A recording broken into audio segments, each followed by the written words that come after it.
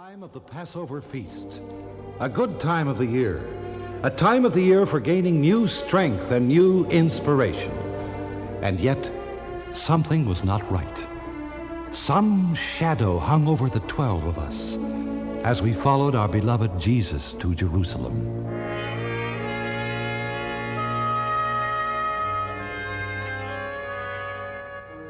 The Passover feast comes in the spring.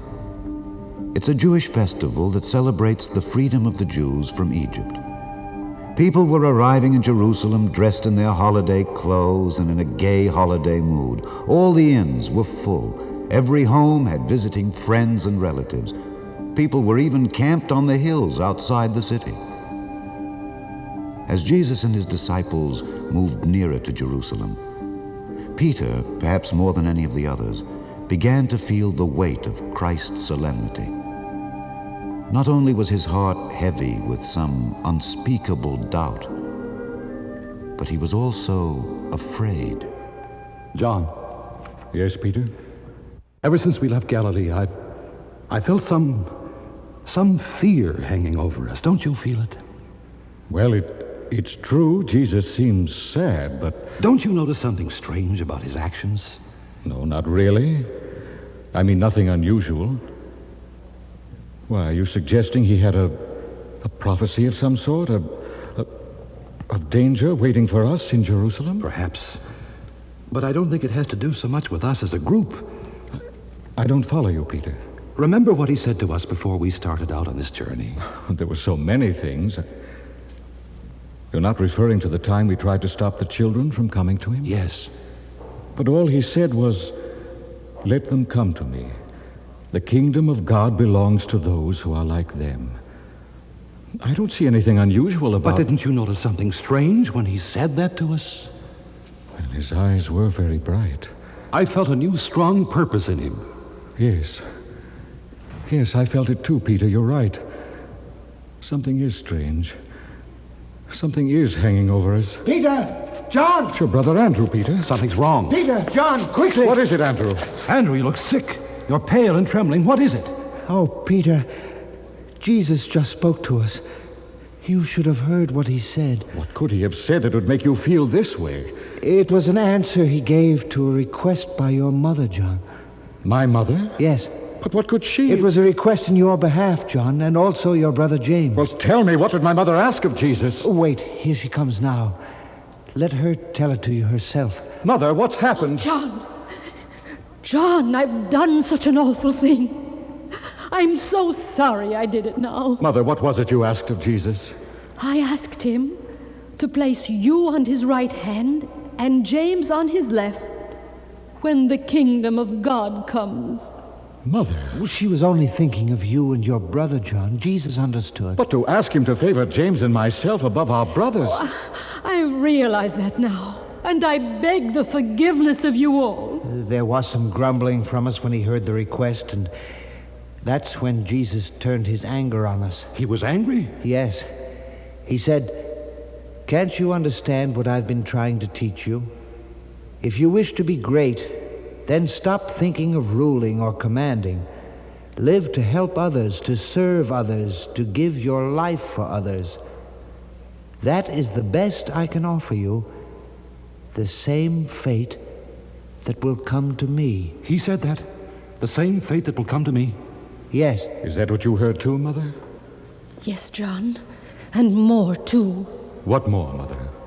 When I made my foolish request to him, he looked at me a moment and then said, "Will your sons be able to drink of my cup and be baptized with the baptism that I shall be baptized with?"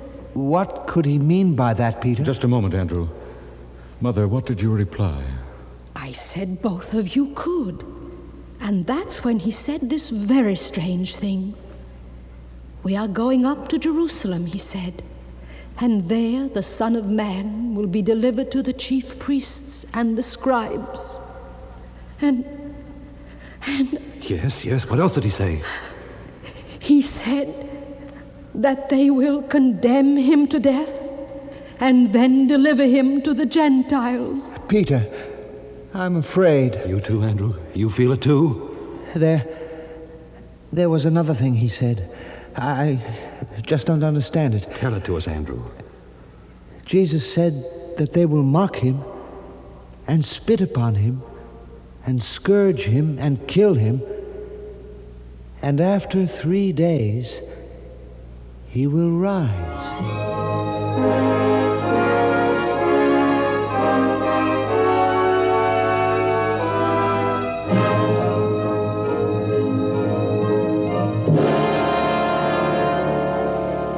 We went on towards Jerusalem, and every step of the way sharpened the feeling of dread that hung over us. John, my brother Andrew, and I walked alone together. Something has occurred to me, but I'm almost afraid to speak of it. Say what's on your mind. Well, do you think Jesus might proclaim himself as the Messiah? In Jerusalem? Yes. In front of the high priests and the scribes? I'm inclined to agree with my brother.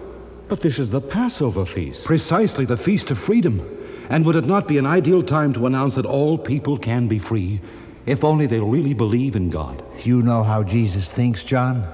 Besides, even if Jesus does as you say, what harm can it do? Think of all the people who'll be there, people who are fond of Jesus, believe in him. The high priests wouldn't dare touch a hair of his head with so many people around. I hope so, John. I hope so. Look, how proudly Jesus walks there ahead of us. Proudly, unafraid, firm. Who would dare hurt him? I would give my life for him.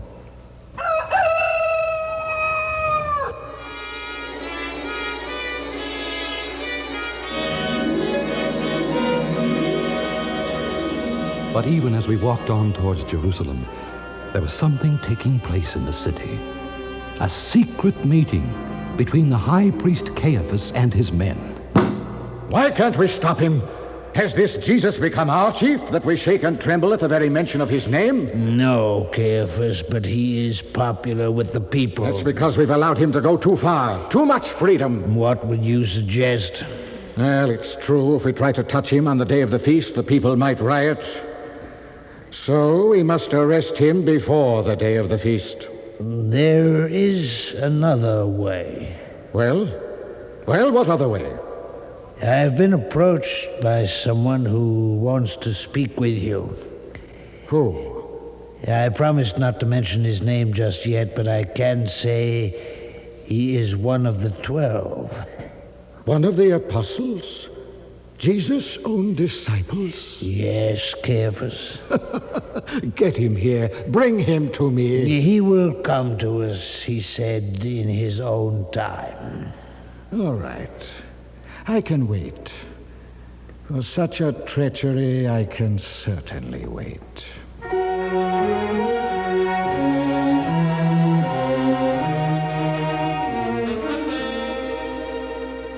We were by now quite near to Jerusalem. We could see the walls of the city and the buildings, and even the golden towers of the temple shining in the sun. Jesus was riding on a colt, and this in itself was part of the whole strangeness, that he should want to ride into Jerusalem after having walked all the way from Galilee.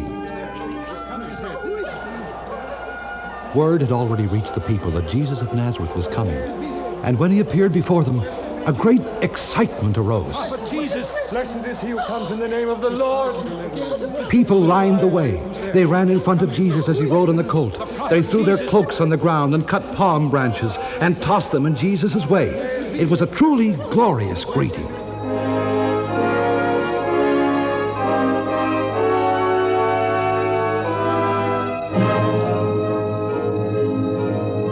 When we came to the gates of the temple, we entered the outer court. The sight that greeted our eyes made us think we were in the marketplace. Traders were busy selling birds and animals to people who wanted to make sacrificial offerings. The money changers were rattling coins stacked high on their tables.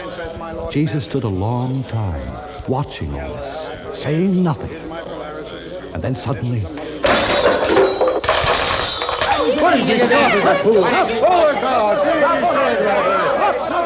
Jesus turned over the tables and money scattered all over as Jesus cried out to them, How dare you carry on your business in the temple? There was a complete silence. And then Jesus said, "My house is the house of prayer, and you have made it a den of thieves." What does he mean by that? Just a moment here. How dare you do such a thing? By whose authority do you do it? It was Caiaphas. He was trying to trick Jesus into making treasonous statements, but Jesus wasn't there to be fooled. "Answer this question for me," Jesus said, "and if you do, I will tell you what you want to know." All right. Ask your question. Jesus smiled as he said, "Was the baptism of John from heaven or of men?" What kind of a question is that? Caiaphas was worried by this question. I could see that. Whichever way he answered, it would put him in bad with the people who were listening to every word. I cannot answer that question. And Jesus smiled again as he said, "Then neither will I tell you by what authority I do these things." Are you playing games with me, Jesus? If you are, answer this. Is it lawful for us to give taxes to Caesar? Immediately Jesus saw through this. If he answered no, it was a treasonable answer. If he answered yes, the people would hate him as much as they hated paying tribute to Caesar. Well, are you afraid to answer? Jesus said, "Whose image is on a penny?" Caesar's, naturally. And then Jesus said, "The coin belongs to Caesar. Give Caesar what belongs to him, but give to God what belongs to God."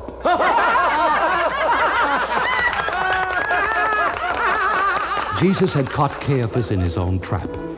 Money belongs to the world's rulers, but love and our first allegiance belong to God.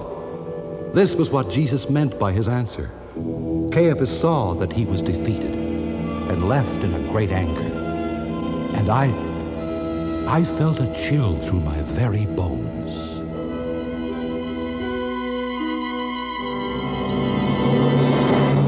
Imagine making me the high priest, the laughingstock in front of all the people. It would have been dangerous to do anything to Jesus at that moment, Caiaphas. Well, I'm sick of it. I won't have any more of it.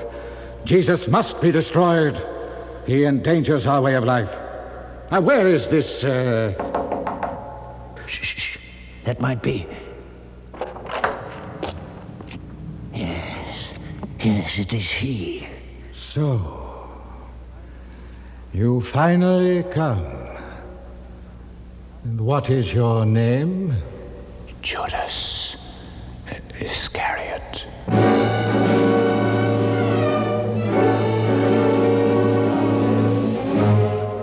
That night, 12 of us sat around the supper table with Jesus.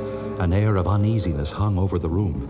And as we ate, Jesus said something that sent a shudder through the room.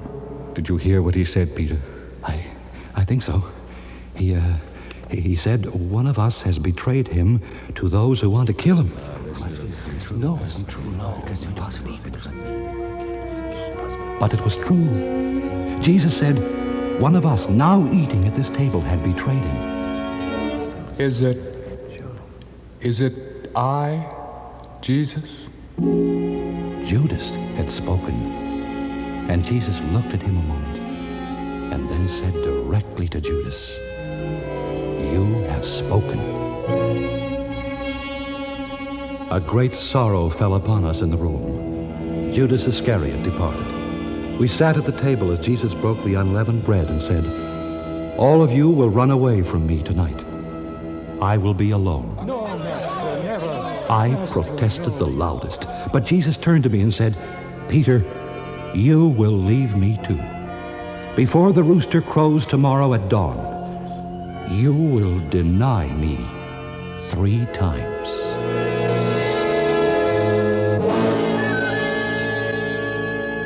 All right, soldier. You ready? Yes, Captain. You know exactly what to do. As soon as this Judas fellow kisses the master, I arrest him. Exactly. And make no mistake, it's important. There'll be no mistakes, Captain. Besides you, Caiaphas and this Judas person will be there. All right, then. Let's go.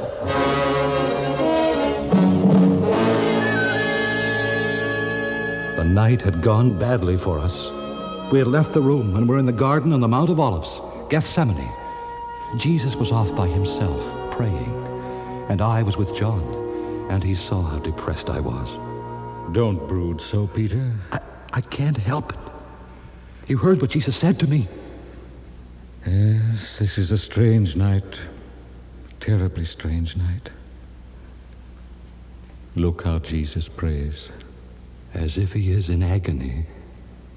Yes. I really am afraid, Peter. So am I.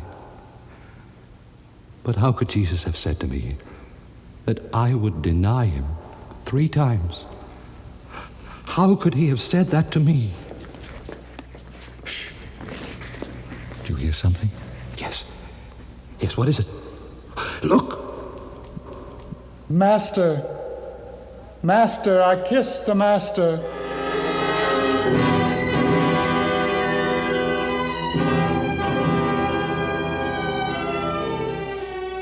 I was in a daze. I was too stunned by what had happened. Before I realized anything, everyone was gone. I had to catch up with them. They had taken away the Son of Man. I had promised him I would not falter. Where was God's kingdom now if Jesus was a prisoner of the high priest? What would happen to Jesus? I was in a courtyard, cold, numb, trying to warm my hands over a fire. It was the courtyard of the high priest. Suddenly, a servant woman came up and looked into my face. You are one of Jesus' men, aren't you? What?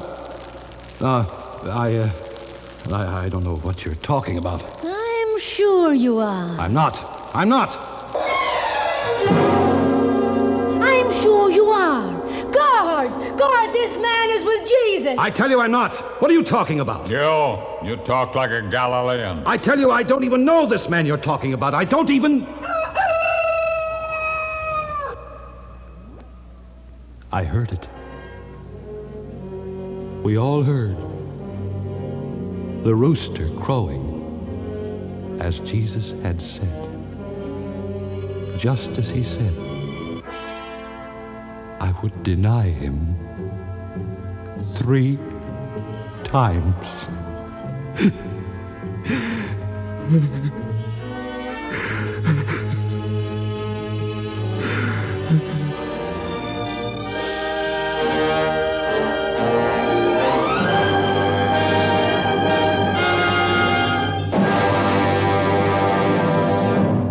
That is the story of the Last Supper of Jesus and his disciples.